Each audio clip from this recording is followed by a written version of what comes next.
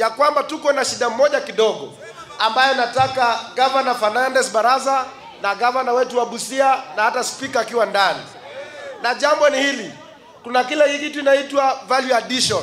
Ukienda kale kama Mumias Sugar, hakuna ile cogen haifanyi kazi. Nataka nieleze ndugu zangu wakubwa hapa ya kwamba muitishe ule West Kenya na muitishe wa Mumias na wengine waelewane ili ya kwamba tukaweze kuanzisha ule mtambo wa ethanol. Ndio tunaanza kufufua upanzi na ukulima wa miwa. Na nyinyi mnakuja mnasema tufanye nini? Mnataka walipe ushuru na tayari hawana faida ile wanapata.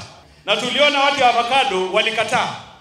Deputy President akaita hao kwa kikao kuongelelea mambo ya nini? Ya e-teams. Tunauliza huyo Deputy President ndio mwenye hii serikali. Hizi policy ni za hii serikali. Hatufikiri hizi policy kuzipiga msasa kabla tupeleke kwa wananchi.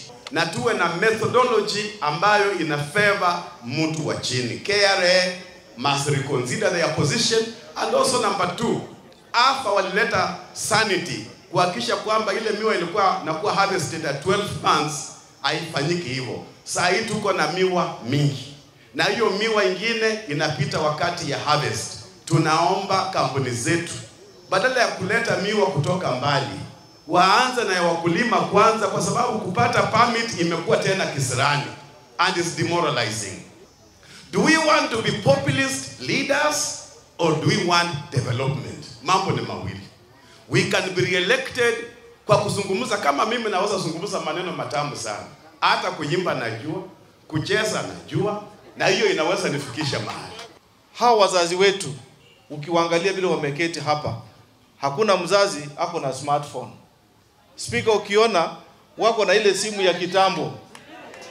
Na hiyo ndio ukweli wa mambo. Tukiwaambia tuwapatie USSD code atifinya 222#, hiyo ni story tutakuwa tunapiga. Tunataka tuambie KRA kwamba hao wazazi wakatai nyinyi mwalipishe ushuru kutoka Mumias huko.